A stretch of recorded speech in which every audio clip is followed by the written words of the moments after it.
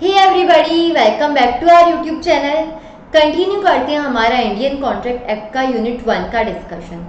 हमारे पिछले लेक्चर में हमने legal rules of valid offer पढ़ा था।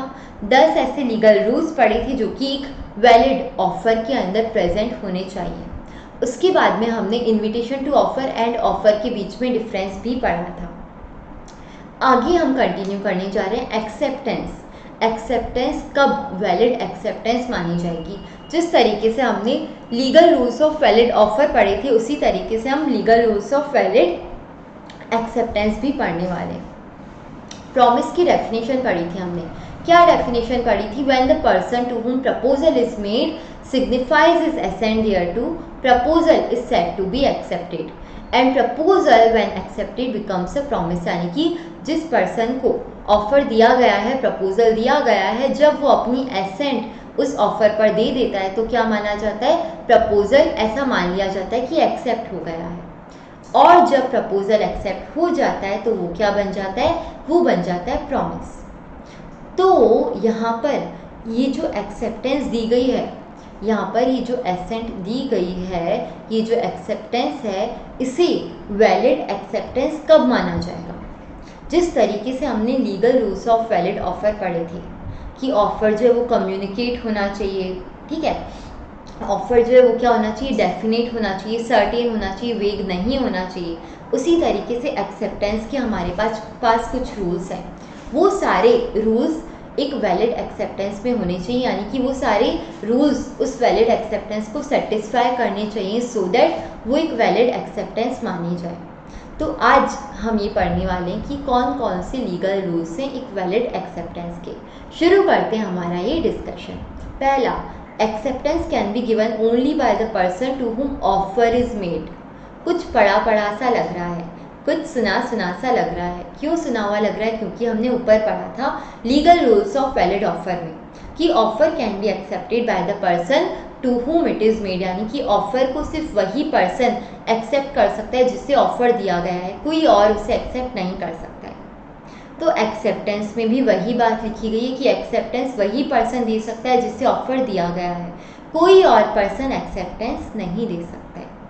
इन case of offer specific offer, कौन से ऑफर की बात करें? स्पेसिफिक ऑफर कौन कौन से होते हैं? अगर ये देखा जाए कि किससे ऑफर दिया गया, to whom offer is made, तो कौन कौन से होते हैं? General offer and specific offer. तो जनरल ऑफर तो कोई भी एक्सेप्ट कर सकता है जिस पर्सन ने उसे पढ़ लिया है। स्पेसिफिक ऑफर सिर्फ वही एक्सेप्ट कर सकता है जिसे वो ऑफर मिला है। केस लॉ भी हम ऊपर डिस्कस कर चुके हैं। कौन सा केस लॉ था? Bolton versus Jones. हमें याद रखना है बोल्टन वर्सेस जोन्स। याद करो वापस से, Bolton versus Jones. Specific offer can be accepted only by the person to whom it is made. इसमें हुआ क्या था? वापस से एक बार रिवाइज करा देती हूँ। ब्रोकलहर्स्ट जो था उसने अपना बिजनेस किसको बेचा था? बोल्टन को बेचा था। और जोन्स नाम के एक पर्सन ने, जो कि ब्रोकलहर्स्ट का क्रेडिटर था, उसने एक ऑर्डर दिया किसको? ब्रोकलहर्स्ट के नाम से। अब ये जो बिजनेस है वो बिक गया था इसको, बोल्टन को। तो बोल्टन ने क्या किया? ब्रोकलहर्स्ट की जगह खुद ने ही जोन्स को उस अमाउंट की गुड्स जो वो सेल कर दिए। अब जब वो बोल्टन जोन्स से पैसे मांगने गया, जोन्स ने कहा कि मैंने तुझे ऑफर ऑर्डर दिया ही नहीं था, तो तूने इसे एक्सेप्ट किया कैसे? तूने ये जो माल है, ये जो गुड्स है, वो मुझे पहुंचाए कैसे? अब मैटर गया कोर्ट के पास में और कोर्ट ने कहा कि जो ऑर्डर है वो किसको गया था? ब्रोकलहर्स्ट को। तो एक्सेप्टेंस किसकी तरफ से आनी चाहिए थी? ब्रोकलहर्स्ट से। Bolton is no one to accept that offer और ऑर्डर, ठीक है।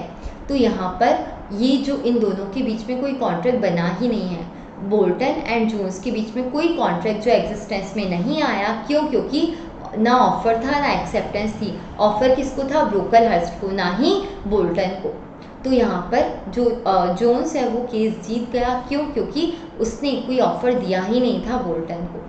तो यहाँ पर हमें ये याद रखना है कि अगर स्पेसिफिक ऑफर किसी पर्सन को दिया गया है तो वही पर्सन उसे एक्सेप्ट कर सकता है, कोई और उसे एक्सेप्ट नहीं कर पाएगा। लेकिन इन केस ऑफ जनरल ऑफर कौन सा केस लॉ पढ़ा था? याद करो, Carlill versus Carbolic smoke ball Company. तो वहाँ पर कोई भी पर्सन जिसे उसका नॉलेज है उसे एक्सेप्ट कर सकता है। ये केस लॉ आप पढ़ सकते हो, एकदम ईजी लैंग्वेज में। हम 2 बार इसे पढ़ चुके हैं अभी और उससे पहले, ठीक है। इन case of a general offer it can be accepted by any person who has the knowledge of the offer, जिससे उस ऑफर का नॉलेज है वो उसे एक्सेप्ट कर सकता है। दूसरा, acceptance must be absolute and unqualified. Acceptance कौन सी होनी चाहिए? एब्सोल्यूट और अनक्वालिफाइड यानी कि अनकंडीशनल। आप उसमें कोई क्वालिफिकेशन नहीं डाल सकते हो। ऑफर के लीगल रूल्स में हमने पढ़ा था कि ऑफर कैन बी कंडीशनल, यानी कि ऑफर में कंडीशंस आप डाल सकते हो। पढ़ा था कि नहीं पढ़ा था? पढ़ा था, ठीक है। लेकिन एक्सेप्टेंस में क्या आप कंडीशंस डाल सकते हो? नहीं डाल सकते हो। हमने काउंटर ऑफर पढ़ा था, याद है? काउंटर ऑफर में हमने क्या पढ़ा था? जब कोई पर्सन उस जो ओरिजिनल ऑफर है उसकी टर्म्स में कोई चेंज कर देता है, कोई क्वालिफिकेशन डाल देता है, तो वो क्या कहलाता है? वो काउंटर ऑफर कहलाता है। At counter offer amounts to rejection of original offer. यानी कि अगर फॉर एग्जांपल लेट्स से मैंने आपको कहा कि मैं अपनी कार आपको 10 लाख रुपए में बेचना चाहती हूँ, आपने कहा कि नहीं मैं 8 लाख रुपए में उसको खरीदूंगा, तो यहाँ पर आपने क्या मेरे ऑफर को एक्सेप्ट किया? नहीं किया। इससे आपने जब जैसे काउंटर ऑफर दिया, मेरा जो ओरिजिनल ऑफर है वो रिजेक्ट हो गया। अब मान लो फॉर ये मैंने क्या कहा? मैंने कहा कि 10 लाख रुपए, आपने कहा कि नहीं 8 लाख रुपए, मैंने कहा कि चल जा नहीं बेच रही। फिर आप वापस मेरे पास आए और कहा कि ठीक है मैं 10 लाख रुपए में खरीदने के लिए तैयार हूँ। क्या अब अगर मैं मना कर दूँ तो मुझे आप एनफोर्स कर पाओगे कि नहीं अब आपको 10 लाख रुपए में बेचनी पड़ेगी? आपने कहा था पहले। नहीं कर सकते हो। क्यों? क्योंकि जैसे ही आपने मुझे 8 लाख का ऑफर दिया, मेरा ये जो ओरिजिनल ऑफर है वो क्या हो गया? रिजेक्ट हो गया, लैप्स हो गया। अब ये जो फिर आपने मुझे ऑफर दिया ना 10 लाख का, ये आपकी तरफ से ऑफर मानूंगी मैं। अब मेरे ऊपर है कि मैं इसे एक्सेप्ट करना चाहती हूँ या फिर नहीं करना चाहती हूँ। तो ये जो 8 लाख आपने कहा ये क्या है? ये एक्सेप्टेंस में आपने कोई क्वालिफिकेशन डाल दी, कंडीशन डाल दी। ये क्या? ये काउंटर ऑफर है। तो जब आप एक्सेप्टेंस में कुछ क्वालिफिकेशन कोई कंडीशन डाल देते हो तो वो क्या हो जाता है? वो एक काउंटर ऑफर का फॉर्म ले लेता है। तो एक्सेप्टेंस अगर वो एक वैलिड एक्सेप्टेंस मानी जानी चाहिए तो फिर क्या होनी चाहिए? वो एब्सोल्यूट होनी चाहिए, अनक्वालिफाइड होनी चाहिए, उसमें कोई क्वालिफिकेशंस नहीं होनी चाहिए, right. Let's move on to this discussion. लिखा क्या हुआ है? पढ़ लो जल्दी जल्दी से। Acceptance is valid only when it is absolute and unqualified and is also expressed in some usual and reasonable manner। यानी कि एक्सेप्टेंस आप एक रीजनेबल मैनर में देंगे, अनरीजनेबल मैनर में नहीं देंगे। जो नॉर्मल मोड ऑफ कम्युनिकेशन होते हैं, for example letter, WhatsApp, email, ये क्या यूजुअल एंड रीजनेबल मैनर है। किसी अनरीजनेबल मैनर में आप फॉर एग्जांपल आपने क्या किया? किसी कबूतर को क्या दिया? लेटर दिया कि जा उसको एक्सेप्टेंस देकर आ। It is not a reasonable manner. आई बात समझ में? रीजनेबल मैनर में होना चाहिए, अनरीजनेबल मैनर में, अनयूजुअल मैनर में आपका एक्सेप्टेंस नहीं हो सकता है। If the proposer prescribes the manner in which it must be accepted, it must be accepted accordingly. यानी कि अगर प्रपोजल में कोई मैनर लिखा हुआ है कि आपको इस तरीके से एक्सेप्ट करना है, तो फिर उसे उसी तरीके से एक्सेप्ट करना है, आप किसी और तरीके से एक्सेप्ट मत करना। लेकिन यहाँ पर भी एक और बात है, इसके बारे में हम आगे पढ़ेंगे, ठीक है। इससे हम आगे और पढ़ने वाले हैं, तो थोड़ा सा वेट करो। अभी हम क्या देख रहे हैं? एक्सेप्टेंस जो वो क्या होनी चाहिए? एब्सोल्यूट होनी चाहिए और अनक्वालिफाइड होनी चाहिए। केस लॉ कौन सा है? Neale versus Merritt. M offer to sell his land to N for 280 pound. M ने क्या कहा एन को कि मैं 280 पाउंड में अपना जो ज़मीन है वो तुम्हें बेचना चाहता हूँ। N replied purporting to accept the offer but enclosed a cheque of 80 pound only. N ने क्या किया कि एन ने कहा कि मैं तुम्हारी जो ज़मीन है उसे खरीदना चाहता हूँ, और साथ में उसने 80 पाउंड का चेक जो है वो अटैच कर लिया, एनक्लोज कर लिया। He promise to pay the balance of 200 pound by monthly instalments of 50 pound each. यानी कि उसने साथ में क्या प्रॉमिस किया कि 200 पाउंड जो है वो मैं आपको मंथली इंस्टॉलमेंट में आगे चलकर पे कर दूंगा। क्या ये एक वैलिड एक्सेप्टेंस है?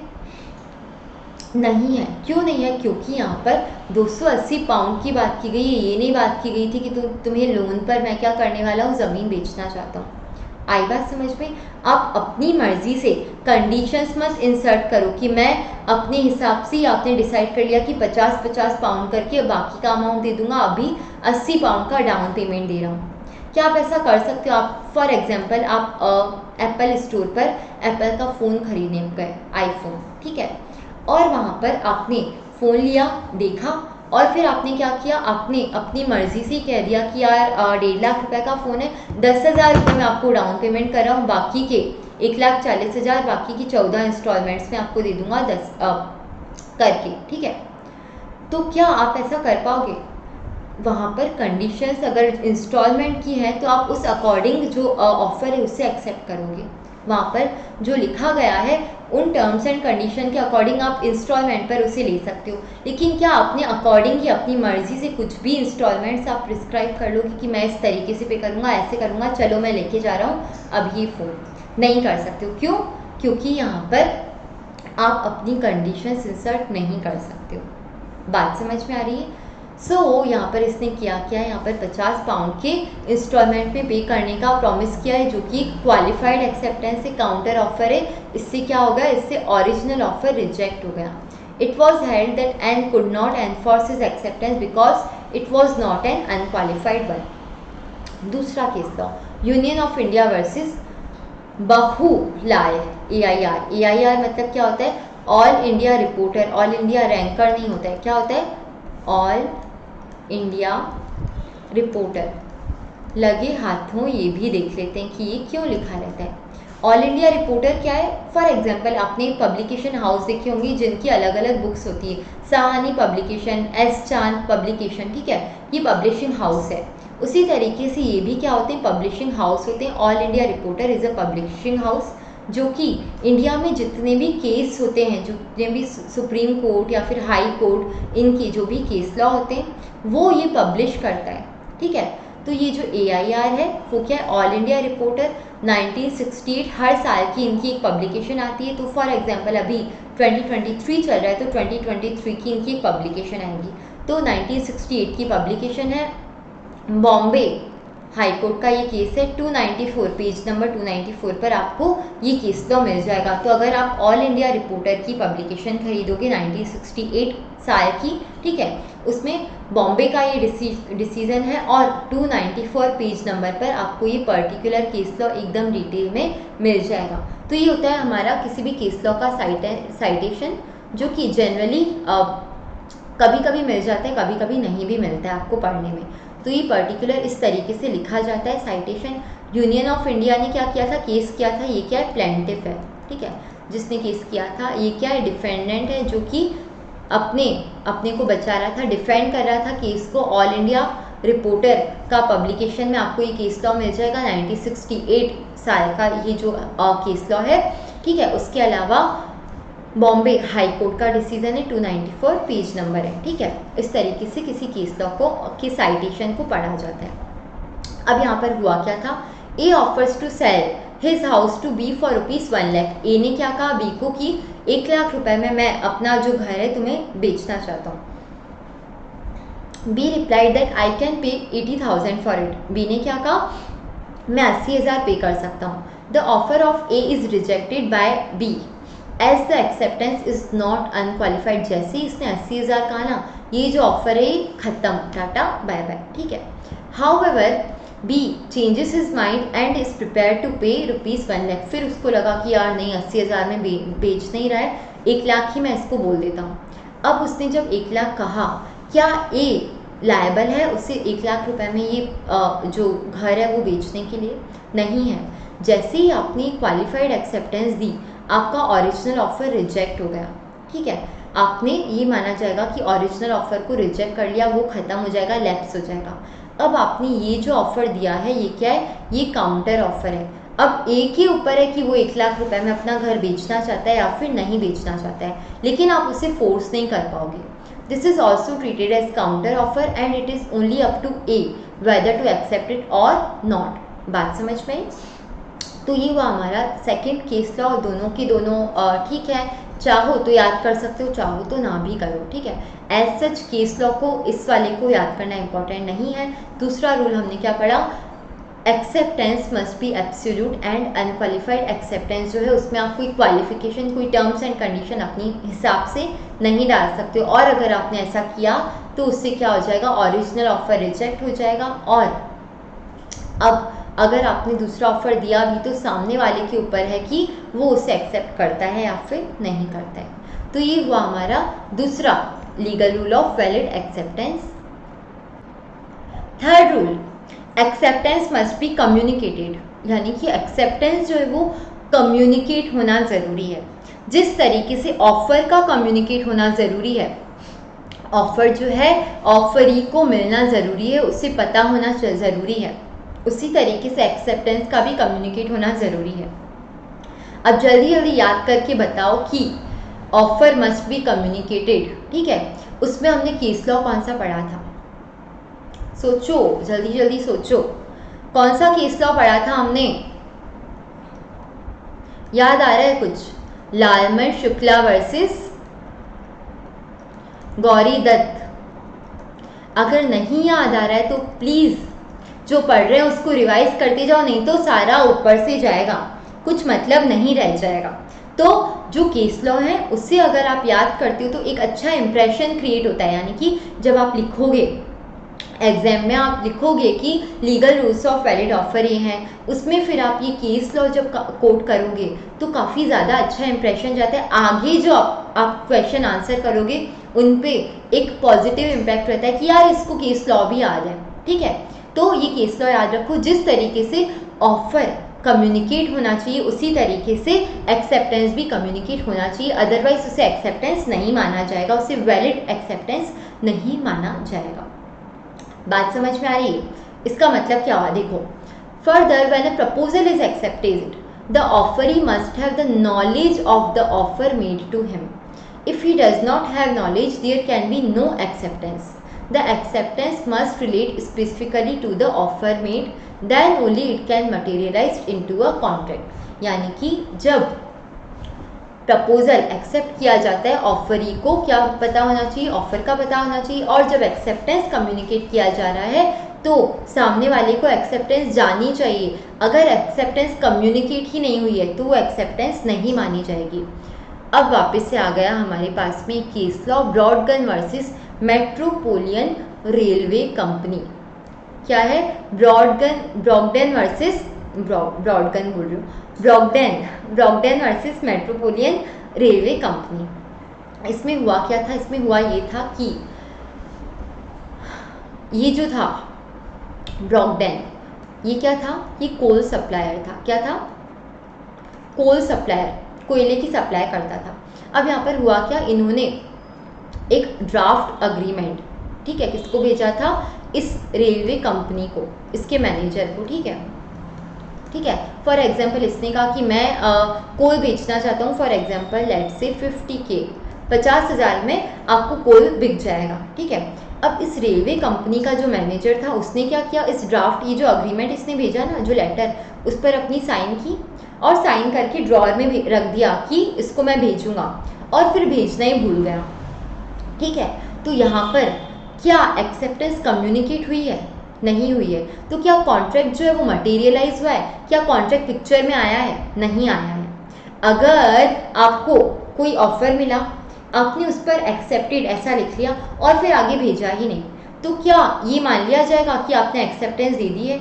एक्सेप्टेंस आपके मन में ही रह गई, आपने कम्युनिकेट नहीं किए। तो एक्सेप्टेंस का कम्युनिकेट होना ज़रूरी है। जैसे ऑफर का कम्युनिकेट होना चाहिए, सामने वाले को जानना ज़रूरी है कि हाँ भाई ऑफर आया है, तभी जाकर आप उस पर एक्सेप्टेंस दे सकते हो। उसी तरीके से एक्सेप्टेंस जो है वो भी सामने वाले पर्सन के पास में जाना ज़रूरी है। अगर उसने एक्सेप्टेंस को पढ़ा नहीं है, रिसीव नहीं किया है, तो वो एक वैलिड एक्सेप्टेंस नहीं मानी जाएगी। Facts: B, a supplier sent a draft agreement relating to the supply of coal to the manager of railway company, that is Metropolitan Railway Company, ठीक है। For his acceptance, the manager wrote the word approved on the same approved on the same and put the draft agreement in the drawer of the table, intending to send it to the company's solicitors for a formal contract to be drawn up. By an oversight, the draft agreement remained in the drawer. वो जो agreement था वो drawer में ही रह गया. Had that there was no contract as the manager had not communicated his acceptance to the supplier B. यहाँ पर manager ने अपनी जो एक्सेप्टेंस है उसे कम्युनिकेट ही नहीं किया था, और अगर एक्सेप्टेंस को कम्युनिकेट नहीं किया गया था तो यहाँ पर नहीं माना जाएगा कि कोई एक कॉन्ट्रैक्ट बना है. Where an offer made by intended offeree without the knowledge that an offer has been made to him cannot be deemed as acceptance thereto. इसका मतलब क्या है? Cross offer. क्या है? Cross offer. जब एक ऑफर दिया गया है किसके द्वारा? इंटेंडेड ऑफरी के द्वारा. यानी कि जो हमने नोबिता और शिजुका का एग्जाम्पल पढ़ा था, दोनों तरफ से सेम टर्म्स एंड कंडीशंस वाले अगर ऑफर चले गए तो इसका मतलब कोई एक्सेप्टेंस नहीं हुई है. When an offer made by intended offeree, यानी कि ऑफरी ने क्या किया है? सेम का सेम ऑफर क्या किया है? ऑफरर को भेज दिया without the knowledge that an offer has been made to him can not be deemed as an acceptance thereto. ऐसा नहीं माना जाएगा कि एक्सेप्टेंस आ गई. यानी कि मैंने आपको कहा कि मैं अपनी कार आपको 10 लाख रुपए में बेचना चाहती हूँ, ये लेटर मैंने आपको पोस्ट किया और सेम का सेम लेटर, यानी कि आपने कहा कि मैं आपकी कार 10 लाख रुपए में खरीदना चाहता हूँ, ये लेटर आपने मुझे पोस्ट किया. एक दूसरे को हमको पता ही नहीं है कि ऐसा कोई लेटर सामने से आया है, तो क्या ये मान लिया जाएगा कि एक्सेप्टेंस हो गई क्योंकि आपने सेम का सेम टर्म वाला लेटर ऑफर का मुझे भेज दिया, तो इसका मतलब ये हो गया कि आपके ऑफर को मैं एक्सेप्टेंस मान लूँ? नहीं माना जाएगा. ये क्रॉस ऑफर है, यहाँ पर किसी को भी एक्सेप्टेंस नहीं मिली है, तो वो बात यहाँ पर बोली गई है. बात समझ में आ रही है? अरे आ रही है कि नहीं आ रही है? बताओ, जल्दी बताओ. कमेंट सेक्शन में बता देना कि बात समझ में आ गई है, एकदम अच्छे से आ गई है और लिखने लायक भी हो गए हैं हम. ठीक है. Offer must be communicated. आगे बढ़ते हैं 4th पॉइंट पर. Acceptance must be in the prescribed mode. जो मैंने आपको कहा था ऊपर कि हम आगे पढ़ेंगे. एक्सेप्टेंस जो है वो प्रिस्क्राइब मोड में दी जानी चाहिए, किसी और मोड में नहीं दिया जाएगा. यानी कि जो मोड आपको बताया गया है उस मोड में आप क्या दो? एक्सेप्टेंस दो. Where the mode of acceptance is prescribed in the proposal, it must be accepted in that manner. Once the offer has been accepted in a mode other than the prescribed mode and the proposer does not insist that the proposal should be accepted in the manner prescribed, the proposer is presumed to have consented to the acceptance. इसका मतलब क्या हुआ? मान लो मैंने आपको कहा कि हम दोनों मिले इन पर्सन और मैंने आपको कहा कि मैं अपनी कार जो है वो आपको बेचना चाहती हूँ 10 लाख रुपए में, लेकिन अगर आप खरीदना चाहते हो तो आपको मुझे बाय पोस्ट एक लेटर भेजना पड़ेगा. ठीक है. उसके बाद हुआ ये कि आपने बाय पोस्ट मुझे लेटर भेजा नहीं, लेकिन आपने मुझे मेल कर दिया. ठीक है. आपने मुझे मेल कर दिया और मैंने कुछ कहा भी नहीं, यानी कि मैंने कहा कि यार ठीक है और उसके बारे में आगे हम बात करने लग गए, तो क्या ये माना जाएगा कि आपकी एक्सेप्टेंस मैंने एक्सेप्ट कर ली है? बिल्कुल माना जाएगा. लेकिन अगर उसकी जगह मैं ये बोल दूँ आपको कि अगर लेटर से भेजना हो तो भेजो, ये मेल वे मैं मानूंगी ही नहीं, तो फिर ये मानेंगे कि आपकी जो एक्सेप्टेंस है वो वैलिड एक्सेप्टेंस नहीं है. If the offeror prescribes acceptance through messenger and the offeree sends acceptance by email, there is no acceptance of the offer if the offerer informs the offeree that the acceptance is not according to the mode prescribed.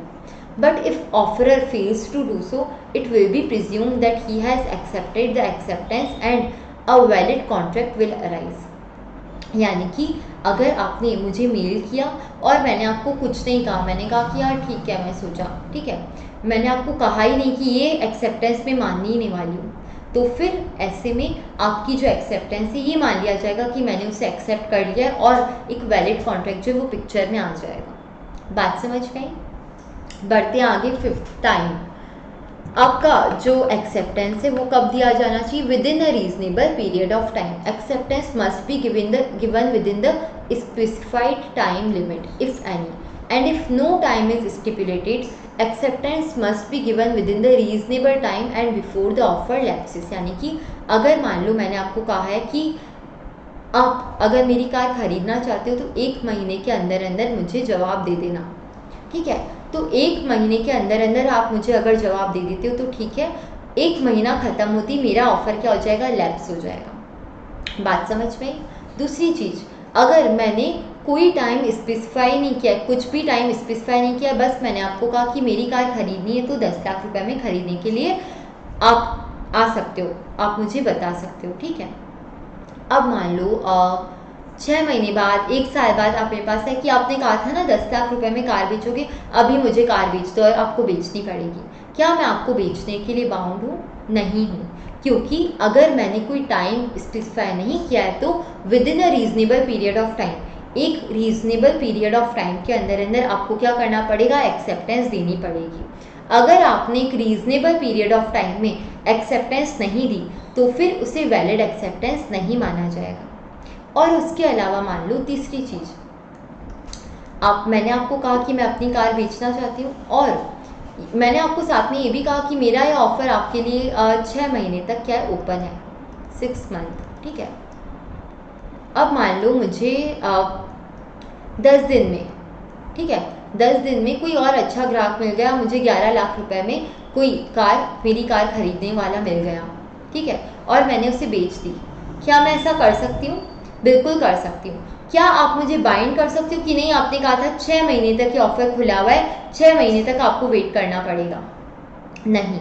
अगर मुझे कोई अच्छा valid acceptance किसी और से कुछ मिल गया है तो मैं उससे एक्सेप्ट कर सकती हूँ, ठीक है। I am not bound to keep my offer open for that period of time. अगर मैं आपको बोलती भी हूँ कि मेरा ऑफर 1 साल के लिए ओपन है या 1 महीने के लिए ओपन हो है, डजेंट मैटर, मैं चाहूँ तो उस ऑफर को 1 महीने से पहले भी क्या कर सकती हूँ, ख़त्म कर सकती हूँ, रिवोक कर सकती हूँ। बात समझ में आ रही है? A offer to sell B 50 kg of banana at 500 rupees, ठीक है। ए ने बी को कहा कि 50 किलो बनाना 500 रुपये में मैं बेचना चाहती हूँ। B communicated the acceptance after 4 days. B ने क्या कहा, 4 दिनों बाद कहा कि हाँ मुझे खरीदना है। क्या ये वैलिड एक्सेप्टेंस मानी जाएगी? अब हो सकता है आपको लगे कि मानी जाएगी, लेकिन bananas are a perishable thing, ठीक है, पेरिशेबल चीज़ है, वो खराब हो जाएंगे, ठीक है।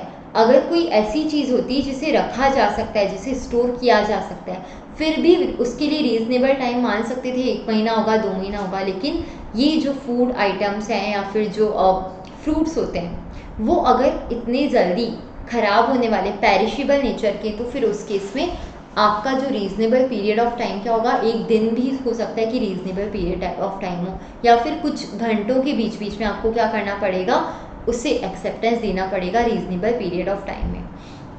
सो such is not a valid contract as bananas being perishable items could not stay for a period of week. 4 days is not a reasonable time in this case, यानी कि यहाँ पर 4 दिन को रीजनेबल पीरियड नहीं माना जाएगा। बात समझ में आई? आगे, A offers B to sell his house for ₹10 lakh. B accepted the offer and communicated to A after 4 days. Had the contract is valid as 4 days can be considered as reasonable time in case of sale of house. बात समझ रहे हो? Perishable item थे तो उस case में क्या हो रहा था, उस केस में 4 दिन को रीजनेबल पीरियड ऑफ टाइम नहीं माना गया। लेकिन जब हम घर की बात कर रहे हैं तो घर कोई चॉकलेट तो है नहीं कि 2 मिनट में खरीद ली, ठीक है, इतना सस्ता सौदा तो होगा नहीं वो। तो ऐसे में यहाँ पर 4 दिन का जो पीरियड है उसे रीजनेबल पीरियड ऑफ टाइम माना जाएगा, और अगर 4 दिन बाद एक्सेप्टेंस दी गई तो वो वैलिड एक्सेप्टेंस मानी जाएगी। आई बात समझ में? आगे बढ़ते हैं। मियर साइलेंस इज नॉट एक्सेप्टेंस। इसका मतलब क्या हुआ? इसका मतलब हमने थोड़ा थोड़ा ऊपर essentials of a valid offer में भी पढ़ा था, legal rules of a valid offer में भी पढ़ा था। क्या पढ़ा था? Offer should not contain a term the non compliance of which would amount to acceptance. यानी कि ऑफर में कोई ऐसा टर्म नहीं होना चाहिए जिसकी अगर नॉन कंप्लायंस की जाए तो फिर उसे एक्सेप्टेंस मान लिया जाए, या फिर साइलेंस जो उसे एक्सेप्टेंस नहीं माना जाता है। तो यहाँ पर वही बोला जा रहा है कि जो साइलेंस है उसे एक्सेप्टेंस नहीं माना जाता है। The acceptance of an offer cannot be implied from the silence of the offeree or his failure to answer, unless the offeree has in any previous conduct indicated that his silence is the evidence of acceptance. यानी कि मान लो ये है हमारा स्वीटू, ठीक है, और ये है हमारी स्वीटी, ठीक है। स्वीटू ने स्वीटी से कहा, क्या कहा, will you be my Valentine, ठीक है, be my Valentine, will you be my Valentine. अभी हुआ ये, स्वीटू ने साथ में ये भी कहा कि अगर तुमने कुछ ना कहा तो मैं इसे हाँ मान लूँगा, तुमने अगर कुछ नहीं कहा, तुम चुप रही, तो मैं इससे क्या मान लूँगा, हाँ मान लूँगा। और जब स्वीटू ने स्वीटी से ये कहा, स्वीटी एकदम शर्मा रही थी और शर्मा ही रही थी, वो कुछ बोल ही नहीं रही थी, तो क्या इसे एक्सेप्टेंस मान लिया जाएगा? नहीं माना जाएगा। क्यों नहीं माना जाएगा? क्योंकि साइलेंस को एक्सेप्टेंस नहीं माना जाता है। जब वो प्रॉपरली हाँ नहीं बोलती तब तक उसे एक्सेप्टेंस नहीं माना जाएगा। लेकिन आगे क्या लिखा हुआ है, unless the offeree has in previous conduct indicated that his silence is the evidence of acceptance। लेकिन अगर सॉरी, अगर ऑफरी जो है उसने अपने पिछले कंडक्ट में ये शो किया था कि मेरी साइलेंस ही मेरी एक्सेप्टेंस है, यानी कि मान लो इससे पहले स्वीटू ने स्वीटी को कहा था कि यार तू मेरे साथ डिनर पर चलेगी, स्वीटी उस टाइम कुछ भी नहीं बोली, ऐसे ऐसे शर्माई और फिर चली गई वहाँ पर डिनर पर। उसके बाद में स्वीटू ने स्वीटी से एक बार पूछा था कि तू मेरे साथ गार्डन चलेगी, और स्वीटी कुछ भी नहीं बोली। स्वीटू ने कहा था कि अगर गार्डन चलेगी तो 5 बजे नाना नानी गार्डन में आ जाना, और स्वीटी उस टाइम कुछ नहीं बोली और शाम की 5 बजते पहुँच गई नाना नानी गार्डन में, ठीक है, नाना नानी पार्क में। उसके अलावा स्वीटू ने एक बार कहा था कि तू मेरे साथ मूवी देखने चलेगी, स्वीटी ने कुछ भी नहीं कहा था, लेकिन वो जो शो टाइम था वहाँ पर पहुँच गई। तो यहाँ पर स्वीटी ने अपने प्रीवियस कंडक्ट में क्या शो किया है कि मेरी साइलेंस ही मेरी एक्सेप्टेंस है। तो जब ऐसा करते करते जनवरी, फरवरी, मार्च, अप्रैल, ठीक है, ऐसे करते करते वो हर महीने कहीं ना कहीं घूमने जाते थे। ये सिर्फ साइलेंट रहती थी, चुप रहती थी, लेकिन उस जगह पर पहुँच जाती थी। तो इसका मतलब क्या है, अभी भी जब स्वीटू ने स्वीटी से ये पूछा कि will you be my Valentine और स्वीटी चुप रही, तो इसका मतलब क्या मान लिया जाएगा, इसे एक्सेप्टेंस मान लिया जाएगा। क्या मान लिया जाएगा? एक्सेप्टेंस मान लिया जाएगा। यानी कि अगर ऑफरी जो है उसने हर बार अपने प्रीवियस कंडक्ट में क्या शो किया है कि मेरी चुप्पी ही मेरी क्या है, हाँ है, तो यहाँ पर अगला ऑफर है उसमें भी ये मान लिया जाएगा कि यहाँ पर भी इसकी साइलेंस को ही हाँ मान लिया जाएगा। लेकिन generally silence is not acceptance.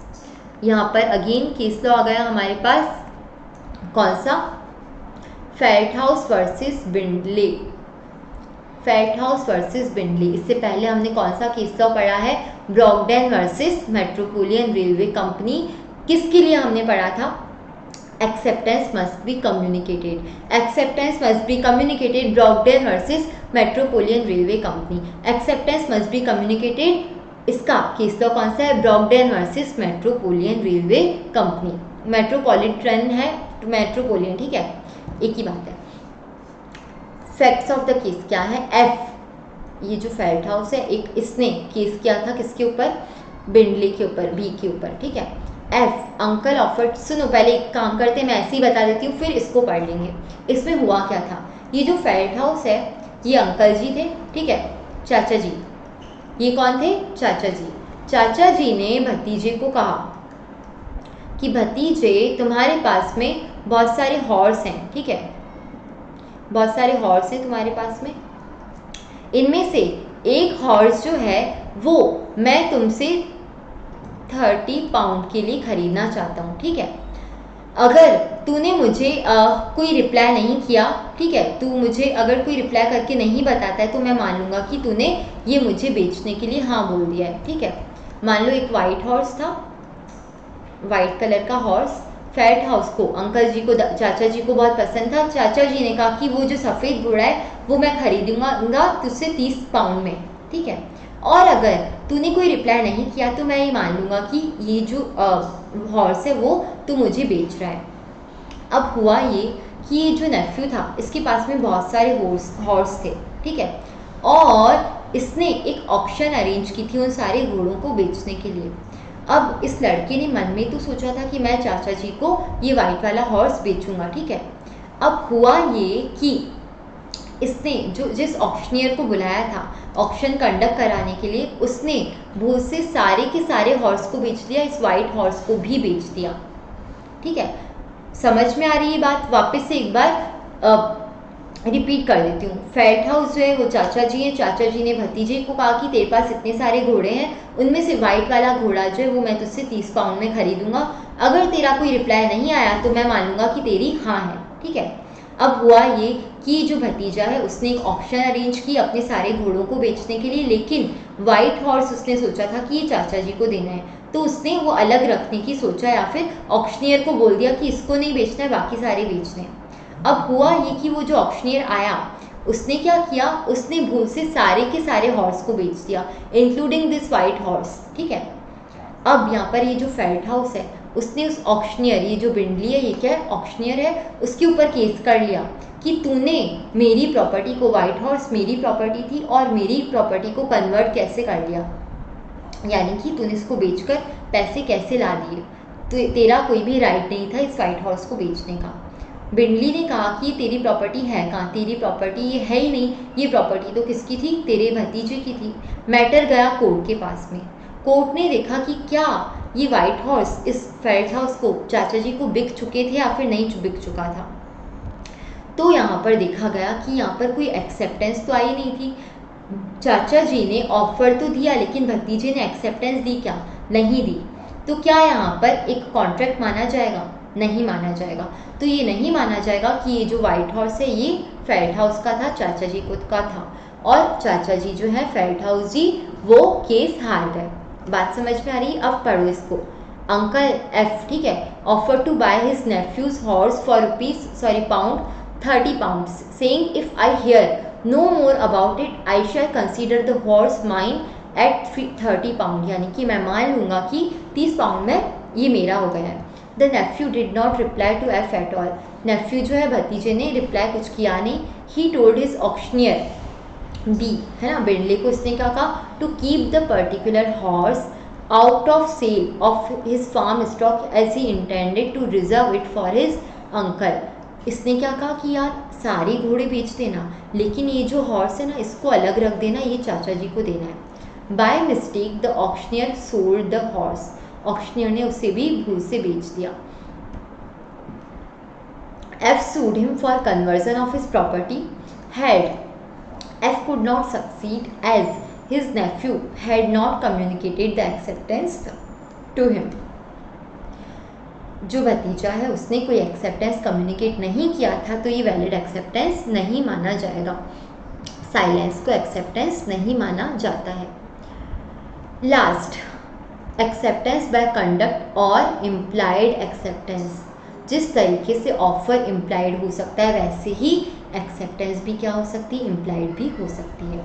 When a person performs the act intended by the proposer as the consideration for the promise offered by him, the performance of the act constitutes acceptance। यानी कि जब offer ही क्या कर देता है, conduct कर देता है, जैसा कि प्रपोजर ऑफरर चाह रहा था, तो ये मान लिया जाएगा कि वैलिड एक्सेप्टेंस है, ये आपकी इम्प्लाइड एक्सेप्टेंस है। Example, when a tradesman receives an order from a customer and executes the order by sending the goods, the customer's order for goods constitutes the offer which has been accepted by the tradesman subsequently by sending the goods.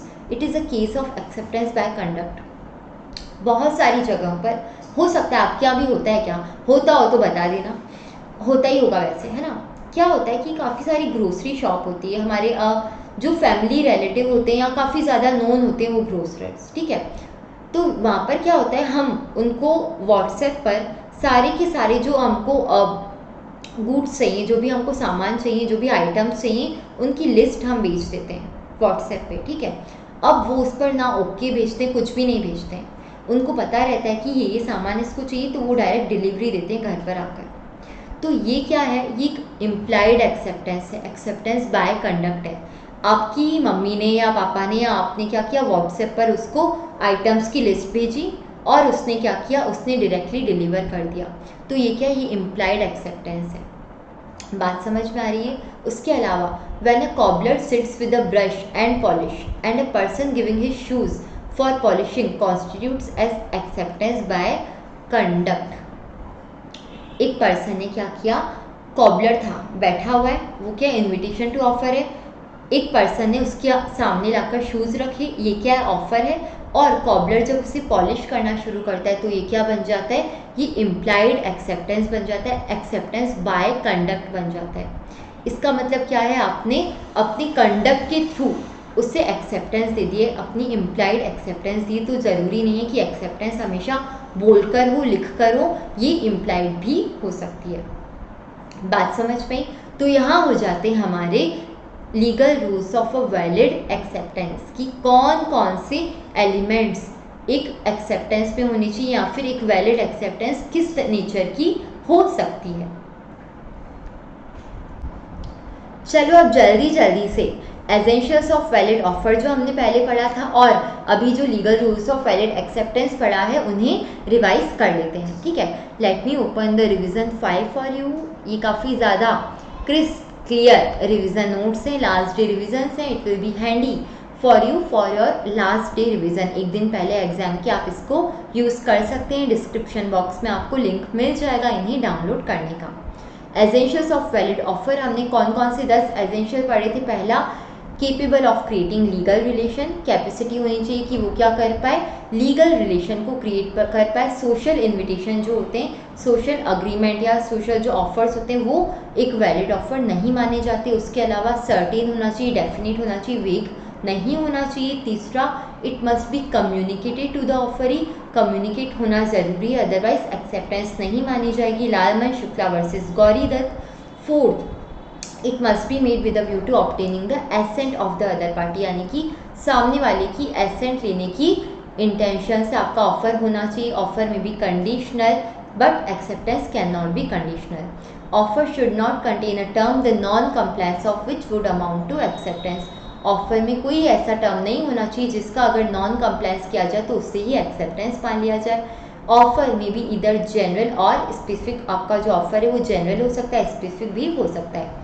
Offer में भी express और implied, आपका offer express हो सकता है और implied हो सकता है। Offer is different from a mere statement of intention, an invitation to offer, a mere communication of information and a prospectus and advertisement.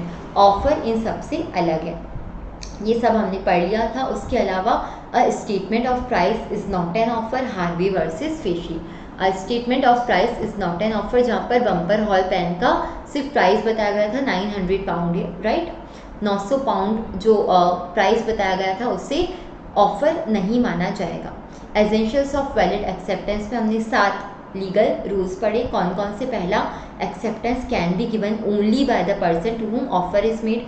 Acceptance सिर्फ वही पर्सन दे सकता है जिससे ऑफर दिया गया in case of specific offer.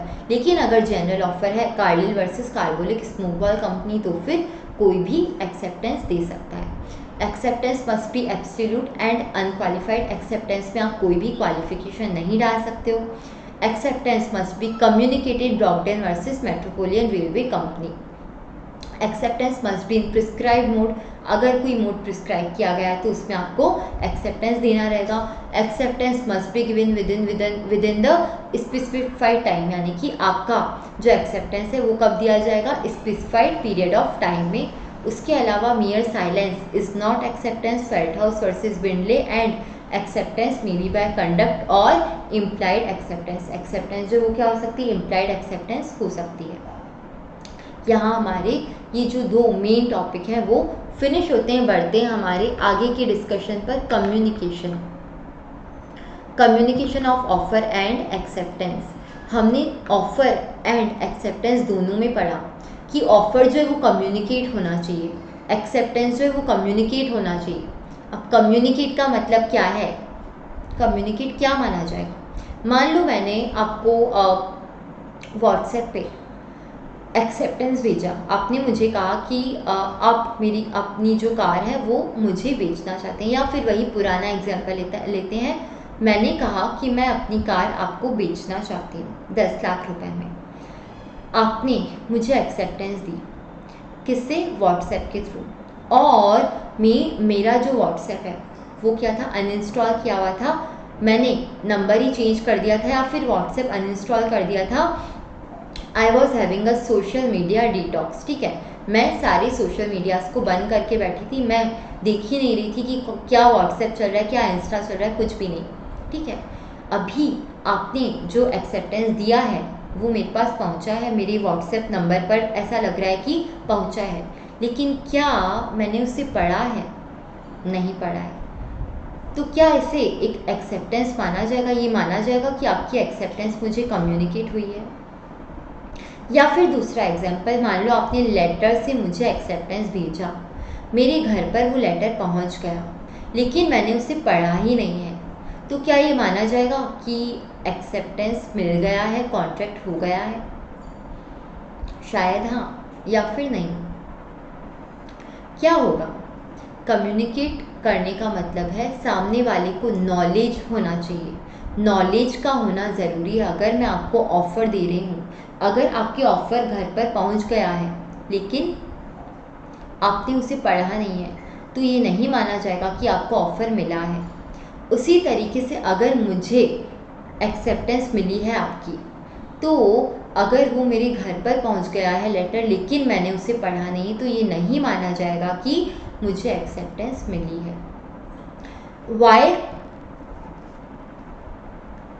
Communication of offer and acceptance, while in case of instantaneous communication mediums, ठीक है, while in case of communication of offer and acceptance, जब हम इंस्टेंट कम्युनिकेशन सोर्सेज का यूज़ करते हैं, for example Insta या call पर बात कर रहे हैं, तो यहाँ पर होता क्या है, मैंने कहा आपने सुना, बात खत्म। या फिर व्हाट्सएप भी अगर रेगुलर है, ऑन है, मैंने ऑफ़र भेजा, आपकी तरफ से एक्सेप्टेंस आया, बात खत्म, ठीक है, कॉन्ट्रैक्ट बन गया।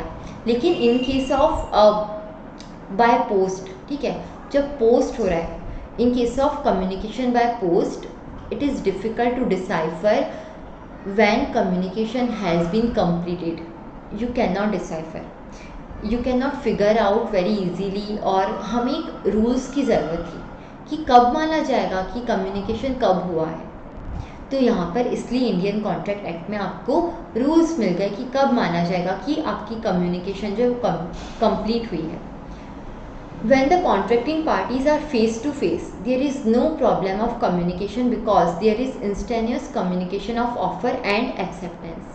In such a case, the question of revocation does not arise since the offer and its acceptance are made instantly. The difficulty arises when the contracting parties are at a distance from one another and they utilize the services of post office or telephone or email, ठीक है। In such cases it is very much relevant for us to know the exact time when the offer or acceptance is made or complete। जब लोग आमने सामने, तब तो एकदम ही कोई परेशानी नहीं है, ऑफर और एक्सेप्टेंस हो गया instantly.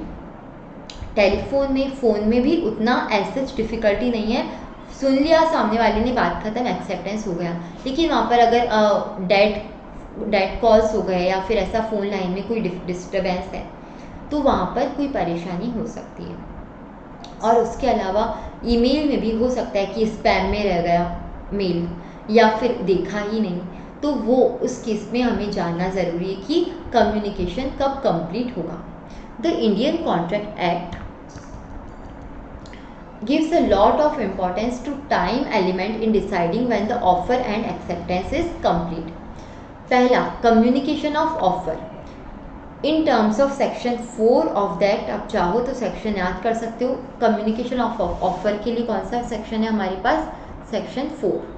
The communication of offer is complete when it comes to the knowledge of the person to whom it is made.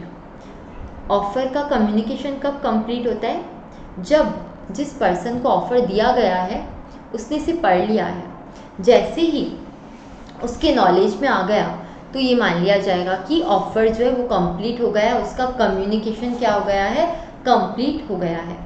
Communication in case of post, when a proposal is made by post, its communication will be complete when the letter containing the proposal reaches the person to whom it is made. यानी कि जिस person को offer दिया गया है उसके पास में जब वो पहुंच जाता है लेटर और वो पढ़ लेता है, तो क्या माना जाएगा? तो माना जाएगा कि आपका जो ऑफर है वो कंप्लीट हो चुका है, उसका कम्युनिकेशन जो है वो कंप्लीट हो चुका है। यहाँ पर 10 मार्च को बंदी ने क्या किया है, लेटर भेजा है, 12 मार्च को इसने रिसीव किया है, 13 मार्च को इसने पढ़ा है और एकदम खुशम खुश। ठीक है, तो कम्युनिकेशन ऑफ ऑफर कब कंप्लीट माना जाएगा? माना जाएगा 13 मार्च को ये कंप्लीट हुआ है। 12 मार्च को पहुंचा है, इससे फर्क नहीं पड़ता है, 13 मार्च को ये माना जाएगा कि ऑफर जो है उसका कम्युनिकेशन कंप्लीट हो गया है। Where A makes a proposal to B by post to sell his house for 5 lakh, and if letter containing the offer is posted on 10th March, 10 मार्च को लेटर पोस्ट किया गया, and if the letter reaches B on 12th March, 12 मार्च को letter पहुंचता है, the offer is said to have been communicated on 12th March when B received the letter, यानी कि जब उसने रिसीव किया तब मान लिया जाएगा कि उसको कम्युनिकेशन कंप्लीट हो गया है। लेकिन अगर यहाँ पर ये अज्यूम कर लिया गया कि 12 को इसने पढ़ भी लिया, लेकिन अगर आगे लिख लिया जाए कि उसने 13 को पढ़ा, ठीक है, आगे इसको पढ़ लो, he receives the letter on 12th of March but he reads it on 13th of March, in this case communication will be complete on 13th of March and not 12th। अगर सिर्फ ये लिखा हुआ है कि 12 को लेटर पहुंचा, आगे कुछ भी नहीं लिखा हुआ है, तो ये मान लेंगे कि 12 को उसने पढ़ा। लेकिन अगर कुछ लिखा ही नहीं हुआ है तो ये मान लेंगे कि अगर 12 को लेटर पहुंचा है तो ये मान लेंगे कि 12 को पढ़ा। लेकिन अगर लिखा हुआ है कि उसने 13 को पढ़ा या उसके बाद पढ़ा या फिर कभी पढ़ा ही नहीं, तो कभी पढ़ा ही नहीं, तो ऑफर का कम्युनिकेशन कंप्लीट हुआ ही नहीं। लेकिन अगर जिस तारीख को उसने पढ़ लिया, फिर ये माना जाएगा कि उसको उसने पढ़ा। और अगर कुछ नहीं लिखा हुआ है, कोई इन्फॉर्मेशन नहीं है, तो ये माना जाएगा जिस दिन पहुंचा उस दिन उसने पढ़ लिया। तो कम्युनिकेशन ऑफ ऑफर का एकदम सिंपल सा है, जिस दिन ऑफर पहुंचा उस दिन माना जाएगा। लेकिन अगर उसने पढ़ा बाद में तो ये माना जाएगा जब उसने पढ़ा तब ऑफर का कम्युनिकेशन कंप्लीट हो गया है। आगे कम्युनिकेशन ऑफ एक्सेप्टेंस, एक्सेप्टेंस का कम्युनिकेशन कब माना जाएगा? There are 2 issues for discussing and understanding the modes of acceptance। ठीक है, एक्सेप्टेंस का मोड क्या रहेगा, किस तरीके से आप उसे एक्सेप्ट करोगे? Generally there are 2 modes of communication of acceptance. आपकी कम्युनिकेशन ऑफ एक्सेप्टेंस के 2 मोड है। फर्स्ट बाय एन एक्ट, यानी कि कुछ करके, example expression of words written और oral through telephone, letter, telegram, fax और ईमेल। या फिर बाय ऑमिशन, कुछ ना करके, by omission some conduct or forbearance on the part of the person conveying his willingness or assent. However, silence would not be treated as communication or by omission। यानी कि silence को ये नहीं माना जाता है कि आपने कम्युनिकेट किया है बाय ऑमिशन। इसका मतलब क्या हुआ? पहला, A offers ₹50,000 to B if he does not arrive before the court of law as an evidence to the case. B does not arrive on the date of hearing to the case. Here omission of doing an act amounts to acceptance। यानी कि एक सुनवाई चल रही थी court में, hearing थी, B जो है उसको गवाही देने जाना था, एज अ विटनेस उसको जाना था और उसे बताना था। A ने B को 50,000 रुपये दिए और कहा कि अगर तू नहीं आया तो मैं तुझे 50,000 रुपये दूंगा। तो यहाँ पर B नहीं आया है तो उसने क्या किया है? बाय ऑमिशन कम्युनिकेट किया है। बात समझ में आ रही है? अगर उसने बाय ऑमिशन कम्युनिकेट किया है तो ये मान लिया जाएगा कि उसकी एक्सेप्टेंस है। अब जस्ट अ मिनट, हाँ, तो यहाँ पर क्या माना जाएगा कि बाय ऑमिशन कम्युनिकेट किया गया है। तो हो सकता है कि आप किसी एक्ट से कम्युनिकेट करें या फिर आप क्या करें, ऑमिशन से कम्युनिकेट करें। अगर आप एक्ट से कम्युनिकेट करें यानी कि या तो आपने कुछ काम किया या फिर आपने अपने वर्ड से कुछ किया, और बाय ऑमिशन आप कर रहे हो तो फिर आप कुछ नहीं करके क्या कर रहे हो, अपना एक्सेप्टेंस दे रहे हो। Acceptance, communication of acceptance by conduct. For instance, when a person boards a public bus, it amounts to the acceptance of offer by public transport authority to carry any passenger. Here, the act of boarding the bus is acceptance by conduct.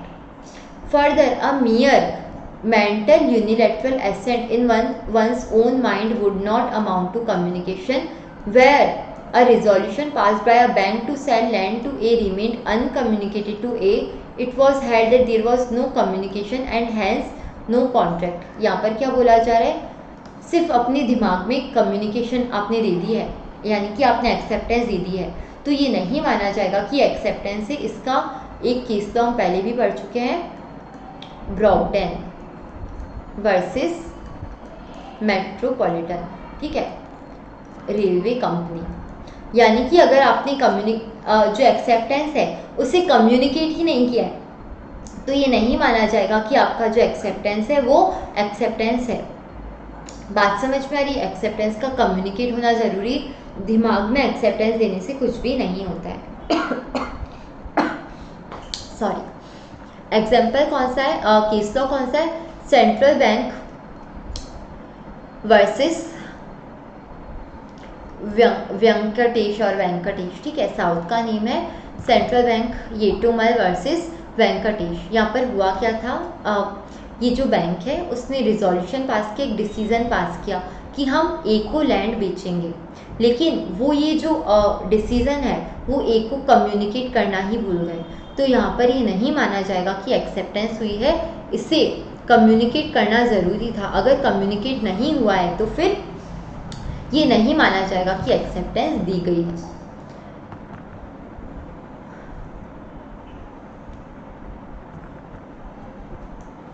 अब यहाँ पर एक काफ़ी ज़्यादा interesting और हो सकता है आपको थोड़ा ट्रिकी लगे, लेकिन हम कर देंगे उसको आपके लिए इजी। एक इंटरेस्टिंग केस निकल कर आता है कि जिस पर्सन ने एक्सेप्टेंस दे दी है, मान लो 10 मार्च को क्या गया,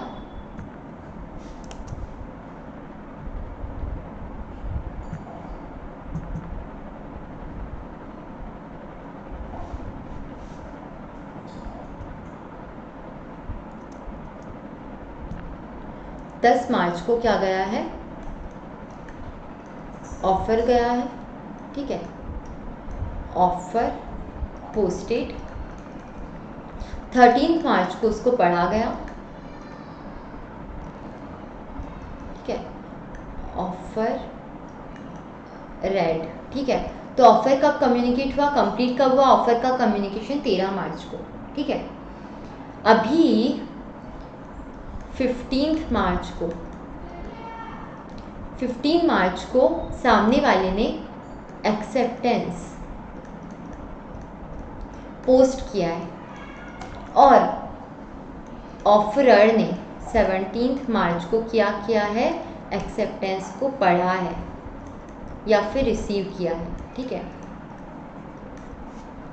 10 मार्च को ऑफर गया, 13 मार्च को क्या हुआ, ऑफर को पढ़ा गया, 15 मार्च को एक्सेप्टेंस को पोस्ट किया गया और 17 मार्च को एक्सेप्टेंस को सामने वाले ने पढ़ा। तो अब यहाँ पर तो हमारे पास नॉर्मल था, इसने ऑफर पढ़ लिया और ऑफर का कम्युनिकेशन कंप्लीट हो गया। लेकिन एक्सेप्टेंस के केस में क्या, एक्सेप्टेंस का कम्युनिकेशन जो है हमारे पास 2 तरीके से कंप्लीट होगा।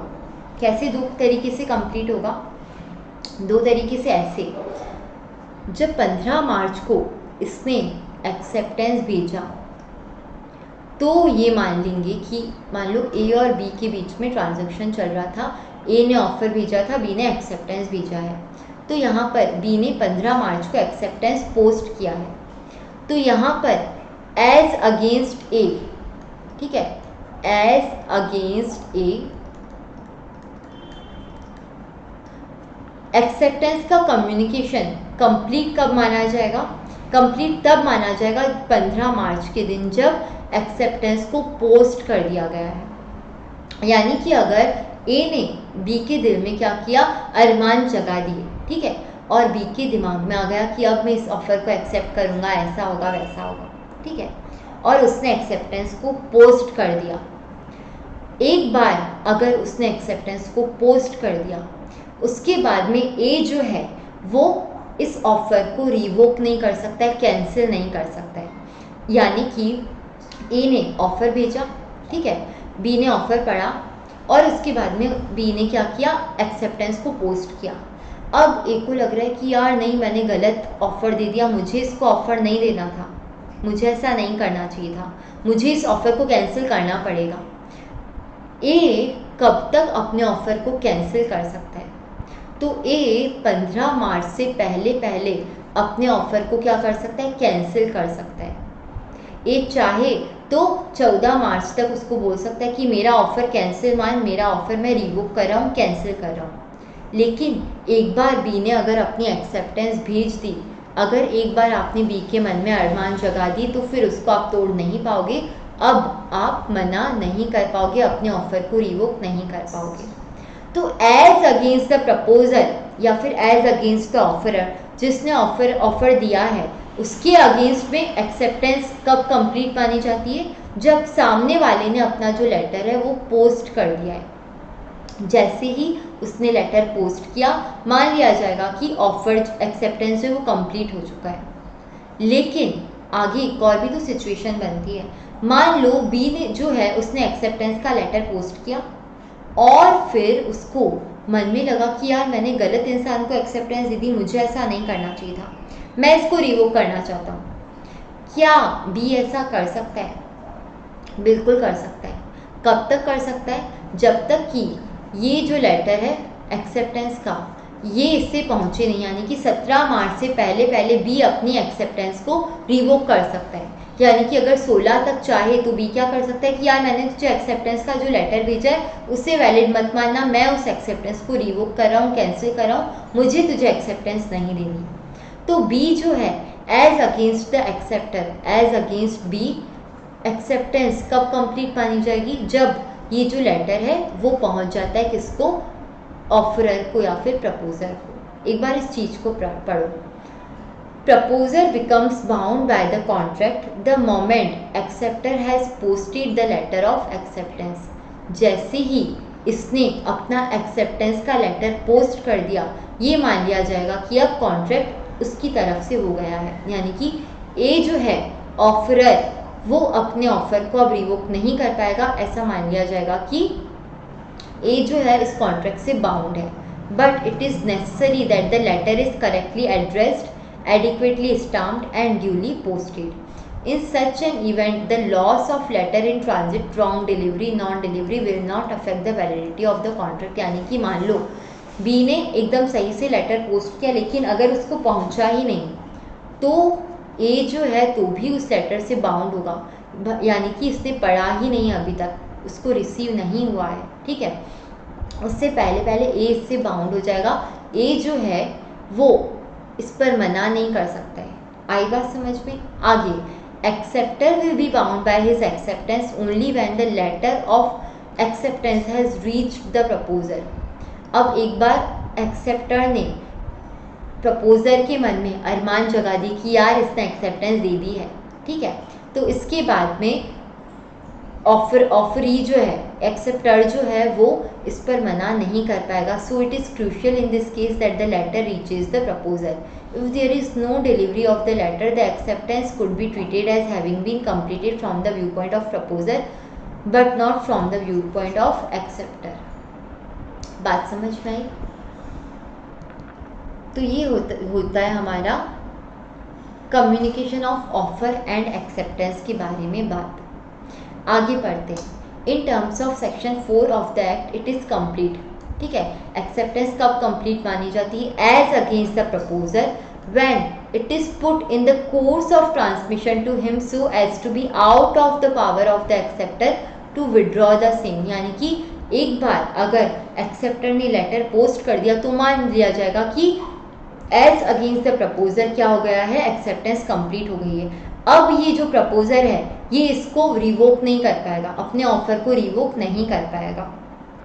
As against the acceptor when it comes to the knowledge of the proposer, और एज अगेंस्ट द एक्सेप्टर क्या हो जाएगा, एक्सेप्टेंस को कब कंप्लीट माना जाएगा, जब ऑफरर जो है उसने या प्रपोजर जो है उसने उसे पढ़ लिया है। For instance in the above example, if B accept A's proposal and sends his acceptance by post on 14th, the communication of acceptance as against A is complete or on 14, that is when the letter is posted. As against B, acceptance will be complete when the letter reaches A. ठीक है, here A, the proposer will be bound by B's acceptance even if the letter of acceptance is delayed in post or lost in transit.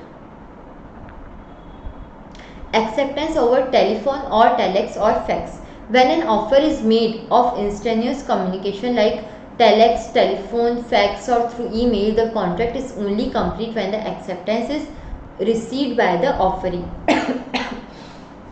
and the contract is made at the place where the acceptance is received. However,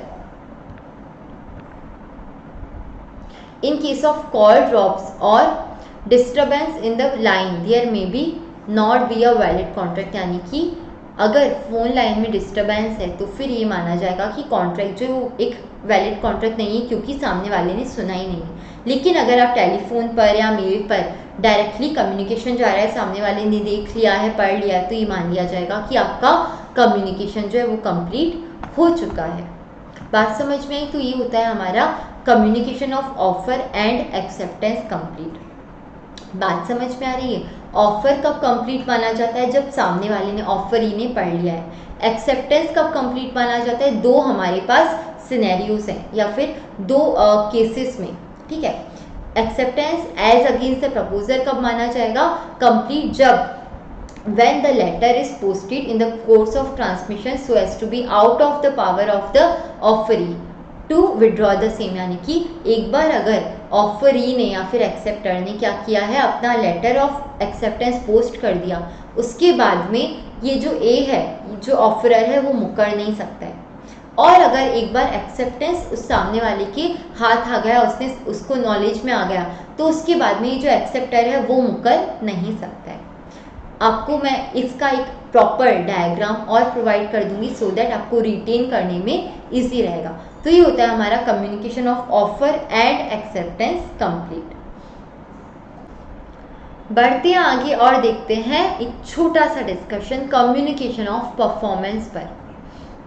हमने communication of offer पढ़ा, communication of acceptance भी पढ़ा, लेकिन कई बार हो सकता है कि ऑफर में कुछ परफॉर्म करने के लिए कहा जाए, तो वहाँ पर उस कम्युनिकेशन जो है वो कब कंप्लीट मानी जाएगी? जब आप परफॉर्म कर रहे हो, उस परफॉर्मेंस की कम्युनिकेशन कब कंप्लीट मानी जाएगी?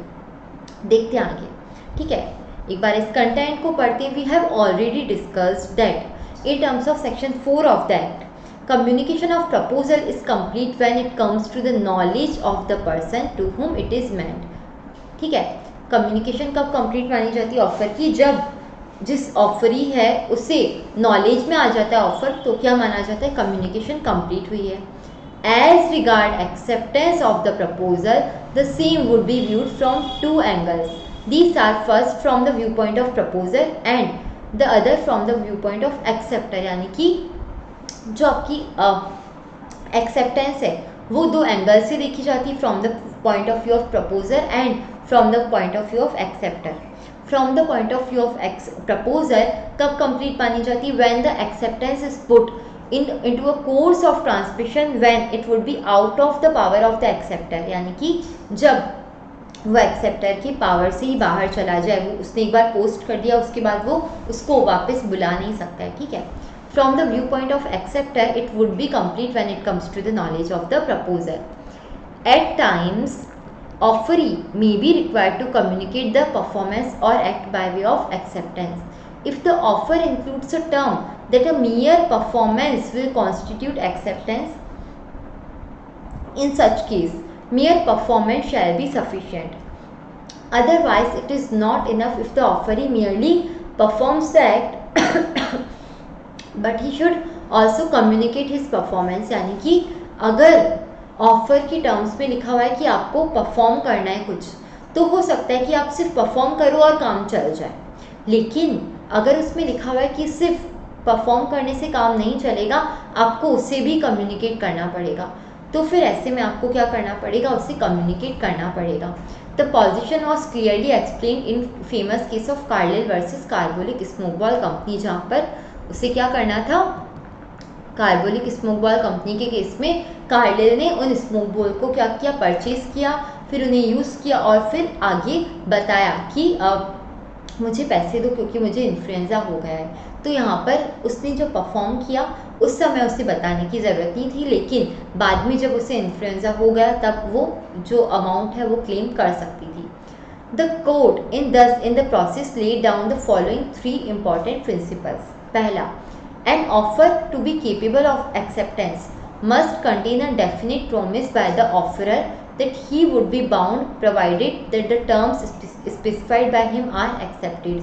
ऑफर जो है वो ऐसा होना चाहिए जिसमें डेफिनेट प्रॉमिस हो, जो कि ये बताए आपको, जो ये वादा करे कि अगर सामने वाला पर्सन जो है उसे एक्सेप्ट कर लेता है, उन टर्म्स को अगर कर लेता है, तो फिर ऑफरर जो है वो क्या हो जाएगा, बाउंड हो जाएगा।